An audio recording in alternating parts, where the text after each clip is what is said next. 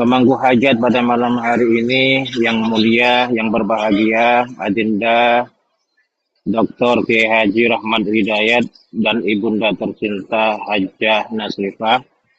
Semoga dengan wasilah manaqib Sultanil Aulia Syekh Abdul Qadir Al-Jilani, Allah mencurahkan rahmatnya kepada beliau beserta keluarga besarnya, dipanjangkan usia dunianya, disehatkan jiwa raganya, dimudahkan Amin. segala urusannya, diluaskan rezekinya, dikabulkan hajat-hajatnya, dan dibahagiakan kehidupan dunia dan akhiratnya. Amin. Allahumma amin. Juga untuk kita semuanya. Ikhwan wal akhwat rahimakumullah. Mohon maaf pada kesempatan ini saya sedang diperjalankan oleh Allah Subhanahu wa taala melaksanakan perjalanan ibadah umroh. Alhamdulillah ada 10 ikhwan dan akhwat yang secara eksklusif mengikuti perjalanan umroh pada saat ini. 10 menit yang lalu telah selesai pelaksanaan ibadah sholat asar di sini.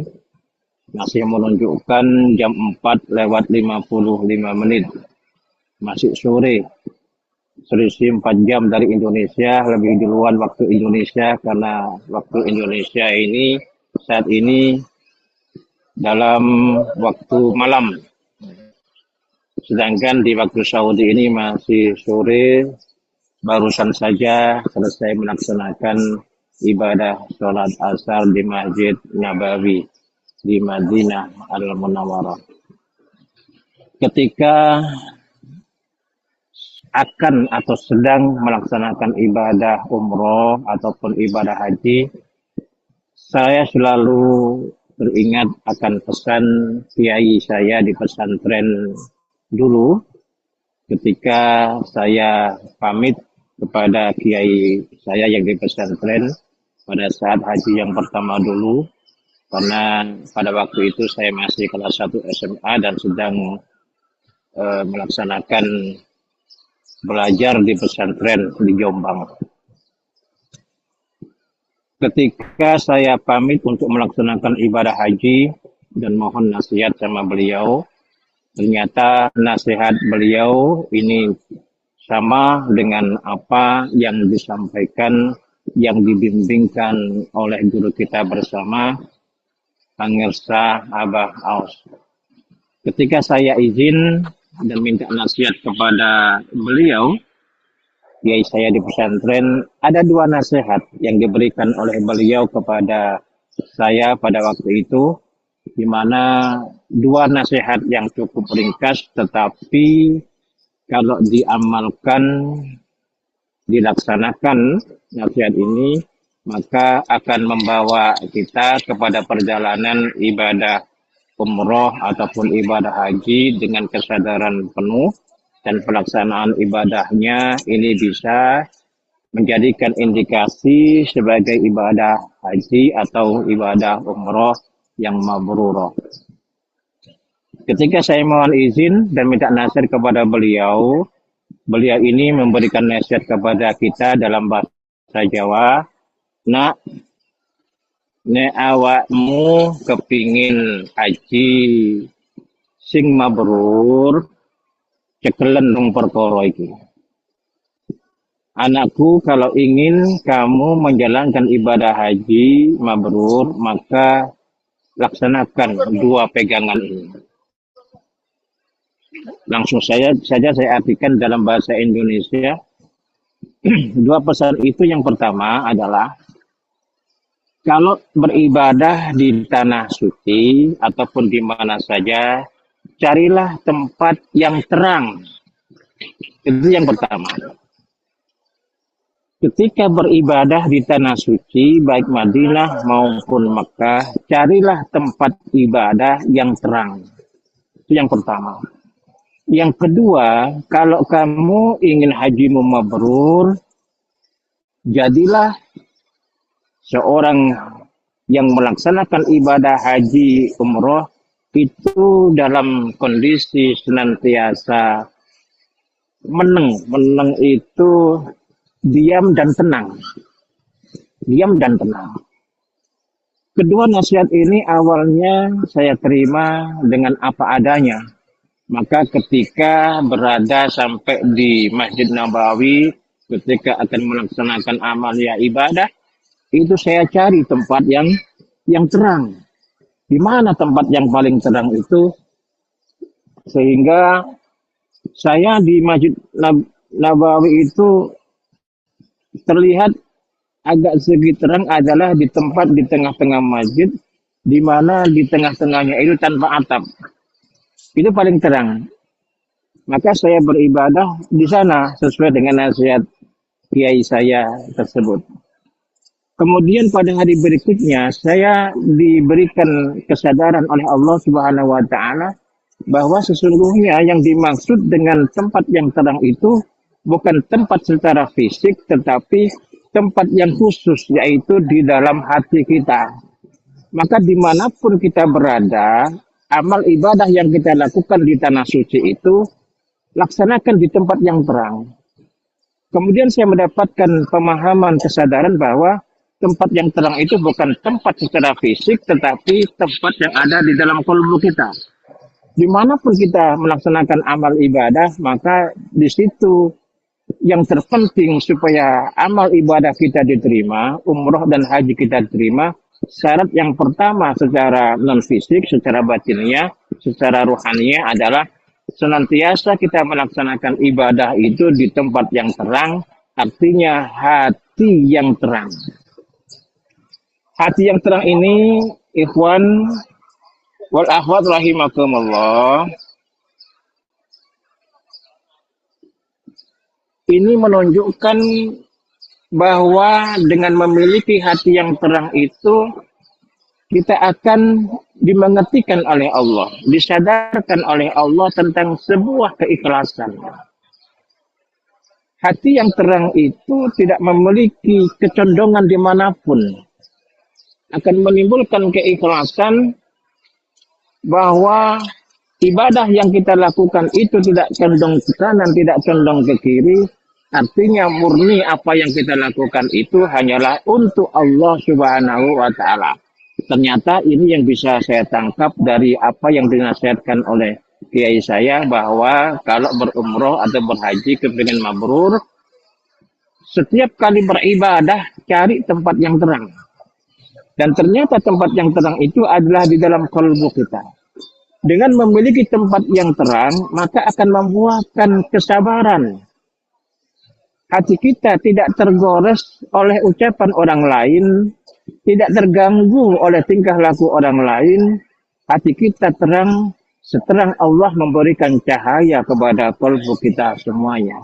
Ini ternyata yang bisa saya tangkap dari makna yang diberikan oleh kiai saya tersebut. Yang kedua, kita bisa menangkap bahwa dengan hati yang terang ketika melakukan ibadah ataupun amalia akan melahirkan kesadaran bahwa kita ini diperjalankan melaksanakan ibadah umroh ataupun ibadah haji adalah semata-mata dibisarkan oleh Allah Subhanahu wa taala. Kita tahu bersama bahwa Allah tidak memanggil orang yang mampu. Banyak orang yang mampu tetapi tidak dipanggil oleh Allah Subhanahu wa taala. Jadi Allah tidak memanggil orang yang mampu, tetapi Allah akan memampukan orang yang terpanggil. Nah, sehingga banyak sekali walaupun ada orang yang tidak memiliki biaya, tidak memiliki dana, tetapi dipanggil oleh Allah Subhanahu wa taala. Banyak cara Allah ketika Allah memanggil orang-orang yang dikehendaki untuk menjadi tamunya yang hadir di dalam baitnya, Baitullah secara fisik di tanah suci Mekah. Ikhwanul ahwat rahimakumullah, dengan terangnya hati itu akan juga melahirkan kesadaran bahwa Allah lah yang memampukan kita, bukan kita. Artinya kesadaran itu bahwa kita diperjalankan oleh Allah Subhanahu wa taala, kita tidak memiliki kemampuan apa-apa. Kalau Allah tidak memampukan, kita tidak bisa, tetapi Allah akan memampukan orang yang dikehendakinya. Ikhwan wa akhwat rahimakumullah, dengan hati yang terang akan melahirkan riyadhah. Melalui ibadah kepada Allah Subhanahu wa taala akan membukakan pintu ibadah yang lain. Dengan kebaikan, keterangan, cahaya hati kita akan melahirkan kebaikan yang lain. Jadi kita akan memiliki kesadaran bahwa keakuan kita ini akan terkikis, keakuan kita ini akan hilang. Bukankah tidak sedikit orang yang melaksanakan ibadah haji, orang yang melaksanakan ibadah umroh, lalu timbul keakuannya ini terlalu tinggi. Dia cerita kepada tamu-tamunya, oh kalau saya malam hari, semua pada tidur, saya berangkat ke masjid. Semua pada ini, saya berangkat. Jadi merasa keakuannya lebih tinggi daripada orang lain. Dan ini ikhwan wal akhwat rahimakumullah akan melahirkan sebuah kesadaran bahwa perjalanan itu memang sudah diskenario oleh Allah Subhanahu wa taala, dan dengan terangnya perlu kita akan belajar di situ tentang sebuah makna hidup yang terang yang muncul, sinar keterangan hidup itu dari kalbu kita yang tenang. Maka benar sekali Rasulullah Shallallahu Alaihi Wasallam menjelaskan bahwa indikator seorang yang melaksanakan ibadah umroh atau ibadah haji itu, indikatornya mabrur adalah dia semakin baik dari sebelum melaksanakan umroh dan haji. Indikator yang kedua adalah dia setelah melaksanakan umroh dan ibadah haji, dia akan lebih dermawan daripada sebelumnya, lebih loman. Itu indikator yang disampaikan oleh Rasulullah Shallallahu Alaihi Wasallam sebagai indikator orang yang hajinya mabrur. Itu nasihat yang pertama. Kemudian nasihat kedua yang diberikan oleh kiai saya itu ternyata juga sama dengan nasihat yang diberikan oleh guru kita, Pemirsa Aba Aus. Yang pertama adalah melaksanakan amal ibadah, cari tempat yang terang. Yang kedua, kalau ingin ibadahmu, kata kiai saya itu, ibadahmu mabrur, maka jadilah orang yang diam. Jadilah orang yang tenang. Artinya apa? Banyak sekali orang-orang yang terhapus, tercoret amal ibadahnya. Padahal yang dilakukan itu baik sesuai dengan aturan agama. Tetapi karena lesannya tidak bisa dijaga. Dia merasa lebih baik daripada orang lain. Dia merasa lebih hebat daripada orang lain. Kemudian lesannya tidak bisa dijaga untuk berbicara tentang kekurangan orang lain. Dia hanya berbicara tentang kelebihannya sendiri, kemudian merendahkan orang lain. Nah, ini yang bisa merusak. Amalia, sehebat apapun yang kita lakukan, ibadah yang sebaik apapun yang kita laksanakan, kalau kita tidak bisa menjaga lisan kita, ini akan menghapus semua pahala dan amalia ibadah yang kita lakukan. Oleh karena itu, ikhwan wa akhwat rahimakumullah, saya rasakan bahwa nasihat itu bukan hanya dilaksanakan ketika melaksanakan amaliyah atau ibadah umroh ataupun haji saja, tetapi ketika kita praktekkan dalam kehidupan sehari-hari di luar ibadah haji dan umroh, amal ibadah apapun itu ternyata dengan hati yang terang, dengan diri jiwa yang tenang, diam, maka akan melahirkan rasa yang dalam terhadap apa? Hasil daripada amal yang ibadah yang kita lakukan. Semoga ikhwan wa akhwat rahimakumullah, kami doakan di sini di tempat yang mustajabah, mudah-mudahan yang belum melaksanakan ibadah haji ataupun ibadah umroh segera dipanggil, dimampukan oleh Allah Subhanahu wa taala, dan juga yang sudah melaksanakan ibadah haji atau ibadah umroh segera dipanggil kembali dan bisa melaksanakan ibadah tersebut dengan nasihat yang disampaikan oleh Kiai yang selaras dengan nasihat yang disampaikan guru agung kita Hadratus Syekh Muhammad Abdul Ghawur Syekhul Maslul radhiyallahu an dari kota Madinah. Mohon maaf yang sebesar-besarnya atas apa yang saya sampaikan. Kurang lebihnya mohon maaf yang sebesar-besarnya. Allah berkahi semuanya, segalanya, selamanya. Mohon ziyadah doa dari panjenengan semuanya. Mudah-mudahan apa yang kami lakukan dengan ikhwan akhwat yang lain semoga diberikan kelancaran oleh Allah Subhanahu wa taala dan mendapatkan predikat umroh yang mabrur. Allah berkahi semuanya, segalanya, selamanya.